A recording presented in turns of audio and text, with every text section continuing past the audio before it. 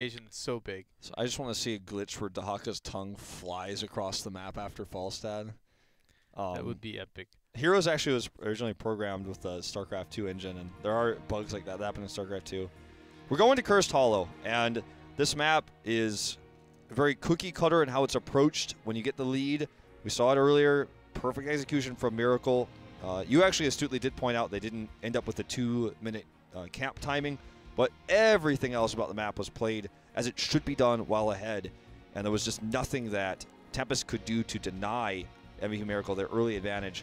The draft here is going to be very important, important in terms of global control, and I do feel like the Falstad pick is way more valuable than a Brightwing and a Dahaka. Yep, that's true. And Mighty, knowing that, I think they went into Cursed Hollow, that they can control over the macro. And this map, especially when they start to snowball into a macro, take the camps on the other side of the map, they can even double boss, really snowball hard into a quick finish. GG has to come back in the global. Maybe just not even go for that global and really go hard into a team fight instead. I think that will be one of the answers. I think it's similar to Raven, as they also sometimes pick macro but fails to do so, so rather just go into the team fight comp. I say grab the Falstad here. Take it away. Take him. Keep him. He belongs to you. Siegfried the Griffin is your pet. Nope, it's going to be the Zeratul. A very GG move to do, is good, is incredible on the Zeratul. He's only 3-2 on the hero, but even in the losses he's taken, he has almost saved his team from defeat many a time. Voids are on point. His combos with the... Oh, wow. Okay. We're going back to spring. But his Voids on the defensive, on the pairing with the Diablo, all very well executed.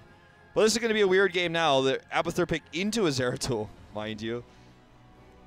Zeratul will be looking for that kill into the wall. Just blink in, look for Avatar, and... Modern Life was trying to find it all game long on Towers of Doom, but it was actually at the end. Who was it that got the kill? It was not... It was Zagara. It was Duck got the kill at the end to finish Towers of Doom. Only 7 games played of Abathur in HGC Korea this year. Of course, that game, Avatar lost the game for MVP Miracle, but here comes GG now taking Falstad themselves. They want to control the global, also the wave clear, and having Zeratul and ETC rotating up and down. I think if they are able to secure some siege potentials at the bottom lane, I think with the right rotations, GG can actually have a very good control over the map and soaking all EXP in all lanes. You can also really put the pressure on Abathur's lane, which is normally what happens when you have a strong pushing hero like this who has the global presence, like the Zagara that we saw Malfurion ban. I think they want to go Rhaegar here, but will we see the Illidan from Mighty? I think that's what GG is wondering. They highlighted immediately. As we also saw in series number 1. But you have to know as Mighty that this ban is really inevitable. It's such an obvious ban. So what's the backup plan here? What's plan B when plan A is banned immediately? That's what I'm wondering. With this early of a Tyrael Abathur, you scream. We talk about picking Illidan late in the draft because it's so important to pick him late so that you can't be countered because there's so many counters to Illidan in the meta. But when you pick a draft that is so obviously going towards an Illidan, it's basically the same as first picking Illidan because your opponents know what to do. They just simply ban the Illidan away. So what is Mighty going to bring to the table here? Is it going to be the Thrall pick with the Tyrael? Is it going to be some sort of Greymane comp? You know, what's the deal? What's the plan? And with a hesitation down here now to 15 seconds, I worry they didn't have a backup plan. This is going to be like some crazy Artanis. Chen Abathur. We've seen the Chen Abathur work before. It was used in the Eastern Clash on this map. Okay, this draft is just weird for Mighty now. So I think with that, they were right on point with the Illidan ban, and they're going around with Lucio. Lucio with Abathur, that's unheard of almost. And Tigers, I think they just made their plan B within that 60 seconds given. And they're going into the standard draft with Avatar now. Li Ming and Karzim to close it out. All right, this is all normal for GG, but are we going to see a Thrall here? Do they just completely abandon all hope on the Abathur pick? Feels like a terrible idea. Ujay is laughing because he knows that this is a draft gone wrong for Mighty. I don't know how they could have imagined that GG would not just let Illidan through. A Nubarak? No. My goodness. I think this draft for Mighty is... I almost want to use the G word, G-Clef. Is the G word G-Clef? No. Or is it GGG? Well, no. It might as well be. I was going to say garbage. Well, that's the draft we have. Look, I mean, we'll talk about what it could do. Maybe. But it's all smiles on the side of GG right now as they know the Illidan ban literally won them the draft as Mighty looks insanely unhappy and disjointed as they have a 1-0 lead in the series, but we'll see if they can hold on to it. Go into 2-0 as we go into Cursed Hollow.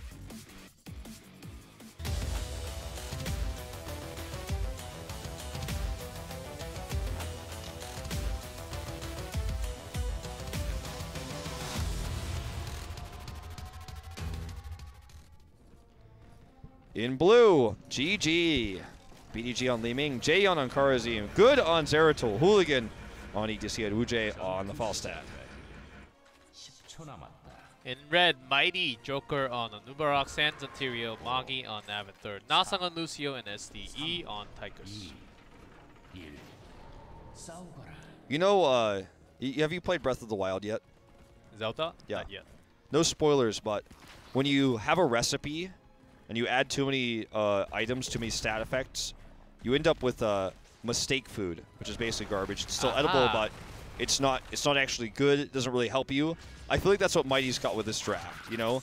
You could still eat it, you could still win, but it's not going to be tasty, and it's definitely not going to give you 6 extra hearts for that boss battle, all right?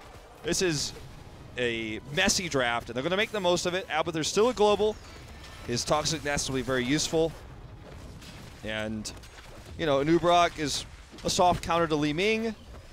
Goes into the spell armor at level 1. Tychus is a nice tank buster, can punish the ETC. Sanctification is good against everything. But then you're like, well, what's Abathur going to clone here? And what's Sanctification really going to protect? And I hope that Tychus can really just carry the team fights. He's being harassed. Even Abathur can't rotate freely or split push with a Zeratul on the map. That's just not feasible. I think, but the only thing that GG should be concerned with Anubarak and Tyrael on the other side, basically Li Ming's damage is reduced by 30-40% overall. It's true. From all that spell armor. So Wujay is 100% going down the auto attack build here. And Anubarak with his Locust and the protection of Sanctification can be really powerful when he just dives in. He's got a great amount of CC. Even if he goes for Cocoon, I think everything could be cancelled with just a single Void Prison defensively used.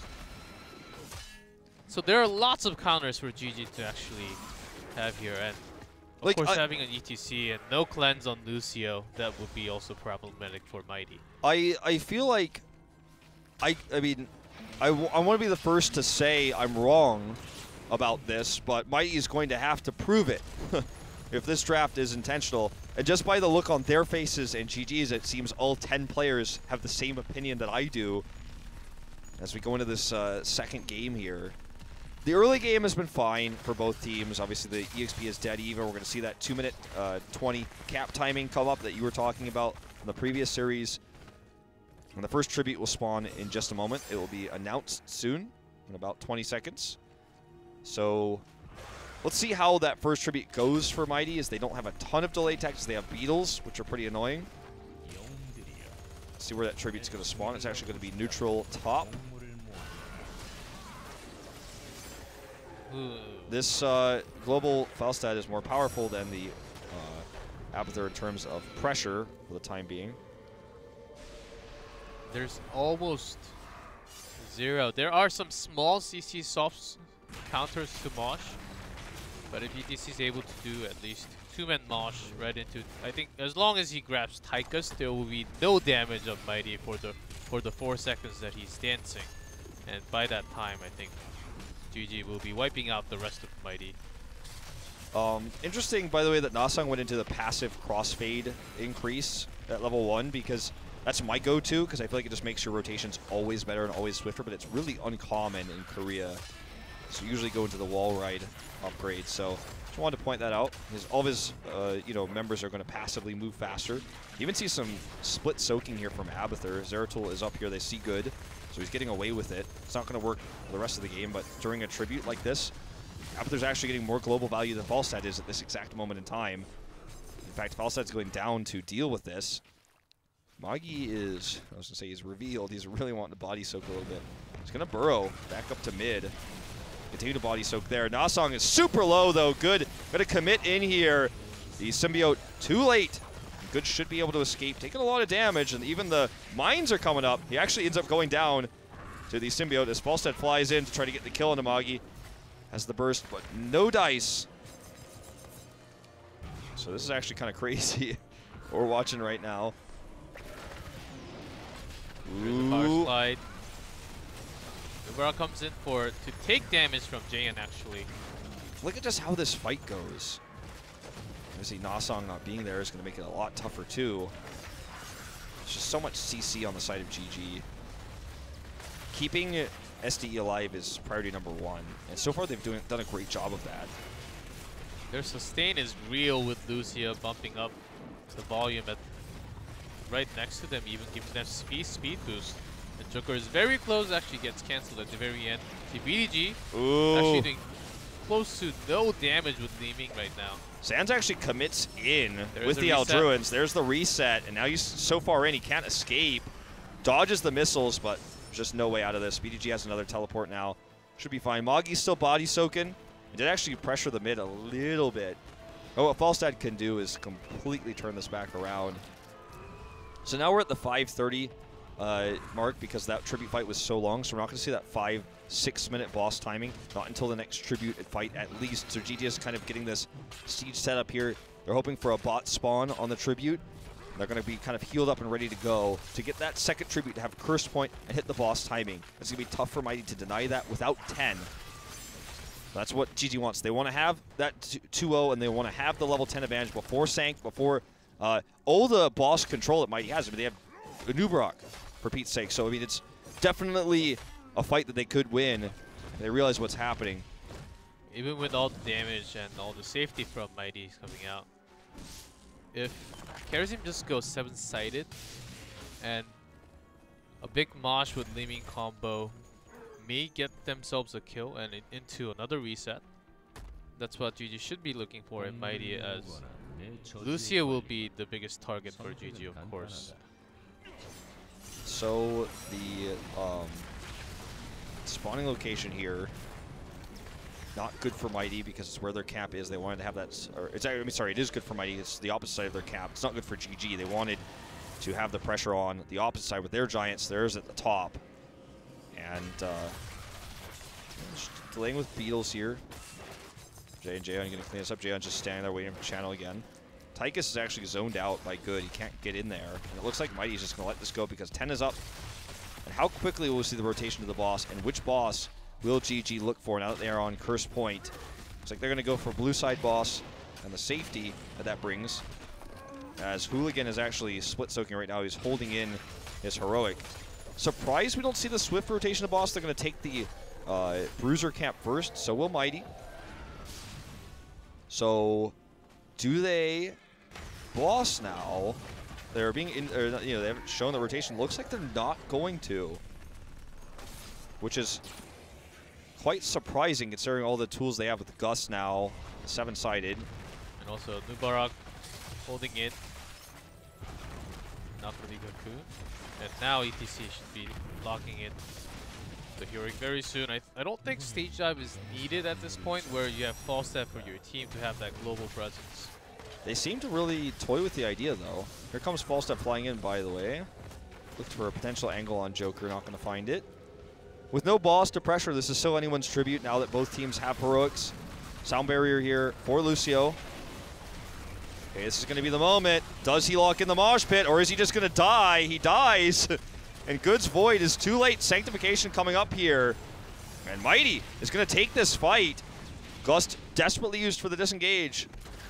This is a shocking result that we would see Hooligan die this early in the fight. He was locked out for the Power Slide range, and he could have even Power Slide out of himself when he even went for the Crowd Surfer at 4. Maybe if he went to the side, he could have got out instead. Yeah, definitely expecting him to try to Power Slide into a mosh there. It is stage BDG, dive, though. It is the stage dive. BDG is super aggressively placed in lane here. Gonna see the pick on the Tychus, though, and here's another Power Slide as Hooligan respawns. Sands is gonna go down. Nasong wastes the sound barrier here as well, trying to save him super late. Uncharacteristic mistake of a player who's 3-0 on Lucio. 3 back-to-back wins, mind you. There's a small channeling time on that sound barrier. Those often get canceled. Yeah. Even in Overwatch. Even in Overwatch, too. that's Yes. right. Well, we saw a really hype moment where the sound barrier was canceled yesterday in Apex, so this is actually something that happens. In this case, just used anyways and missed. Would have been worth it if he saved him, but anyways, 13 for GG actually with that last exchange. Sound barrier not up for 35, and this is a curse tribute for GG if they take it. Here's the rotation end. Void is just now up. Stage dive is going to be up soon. HGC just looking to soak a little bit more in the mid lane, it looks like. Doesn't actually have to use the stage dive for the fight. Could just come in manually, as you see here. Aldruin's for the delay. The ping's going down. It looks like GG wants to engage on this. They want to catch Sands alone with a 7-sided strike. Power slides in a little bit early and misses the target, and here comes the Nubarak into when Odin's pop. There's the VP to stall some time. Moggy's cloning the Anubarak for the extra CC. Does a decent amount of damage too. But there's no follow-up at all. Yep, it's just a totally wasted clone here. And they just want to buy time for the tribute. There's a poke from Falstad side. It's not even gonna, they're not even gonna get the tribute. Here comes the stage dive in. Nice outdriven some Sands, but Good has the Vorpal, also has the blink. Uj survives here with probably less than 10 health as they pick up the second kill. Nasong is trying to harass down here in the bot lane. Maybe look for a pick on the BDG. It's not going to happen, but this is going to be Curse as Hooligan finishes the channel. And this is a nasty, nasty situation for Mighty now. They will likely lose 2 forts from this, potentially 3. And Abathur's just sitting up there on the top, can't even soak. And his Locusts are totally useless on their own. They can buy some time. He's even going to put down some nests to try to slow down the top push where he's at. The 2 forts will go down instantly. We have a Disintegrate used to speed up the process. And Falstad going up top. Moggy gonna have to be careful if he wants to stick around. Yeah, I like his choice to just go down to the back of the keep wall in the bot lane. So Falstad pushing top. They'll eventually be that 3rd fort. They're even looking to isolate Joker here with a 7-sided strike. It's close, and that's a kill. Bobo Blade in for the kill at the end. They're going to look to boss now as the tribute expires, or the curse expires, and all lanes are pushed, so they have full vision control. Look at the position right now of Hamlin. It's like, no, well, I'm, or sorry, Hooligan. It's like, oh, I'm out there, and I have stage dive, and literally seeing if you guys are doing boss, or if you're doing the bruiser cap, I have full knowledge. This is just perfect soaking in Falstad Global and ETC Global, and 3-man boss for controlling the macro back for themselves. They want to delay the boss take because he was able to figure out that they weren't doing the boss, that they were doing that camp. So you didn't want Mighty to react and quickly boss. You wanted to actually have open up the possibility for the double boss, which is exactly what they're going to look for here. Uj saves the Gust. The fort doesn't go down before the second boss attempt. And you know what? Actually, they decide not to double boss here. Rotate down bot instead. They have the split pressure there from Falstad. And Mighty's just going to have to back up for a defensive setup. They don't have a lot of range, which is part of the problem with their composition. So this boss is just going to do so much. As level 16's up here, you can see so much damage going up from BD each magic missiles. He's got double the firepower. Stage dive comes in with the void. Sanctification really well placed. The sound barrier as well. As there's the gust to help disengage here for GG. Nobody dies on the side of GG, but that Sank turned around a very powerful combo. Nagi's clone's just going to get blown up. This is the clone, so it's okay. But that stage dive with the Void Prison connecting at the very end was almost too perfect. If just without that Sank at the perfect timing, I think Mighty could have lost few members there. The fort lives to the top for a little bit longer. And actually the mid fort's going to live here for GG. The two forts on the brink of death. But obviously as they expire, it will be a 5-3. Even the bot keep taking some damage to the boss. I feel like GG could have double bossed there. Well, they decided to try to push for a keep. They failed. And that's a good thing for Mighty. They kept their keep alive. Prevented the double boss. The boss will just walk right past the Abathur. They really want this fort. Try to catch up at EXP. They're still unable to get it. And now they have all their heroics available almost. Now they go back to lanes, try to soak. Notice when Gust and Stage Dive was on cooldown, they were all together, staying safe. Just for the safety, now Falstad has that Gust to save himself also. Okay, tribute spawn. Nasong all alone. It's caught with Lucio. This is not going to be a tribute for Mighty. Spoiler alert.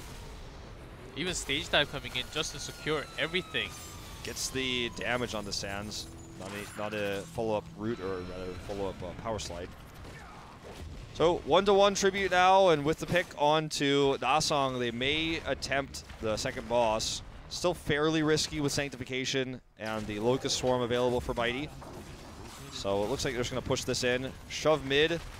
The bot push is going to be real as well, with Falstad down there to try to pressure the bot keep. They just want 20. I'm not going to take any risks on their way there. I feel like GG has kind of decided they won this game in the draft, and they want to just make it a safe win without taking big risks, because they don't need to. Nagi's backing off, doesn't want to die to the minions. From the moment they chose Stage Dive instead of Mosh. Teleport over, oh! but Nubarok catches onto the target exactly. Great play by Joker and there. Another good Sanctification, actually. The Void Prison going to help a few retreat, potentially. Jaehyun gets caught, has the dash. Will die regardless there. I think actually to minions. And Hooligan wants the stun here. On his way out, the fort is dead. So they can't actually fight this. Good gets stunned, has a blink.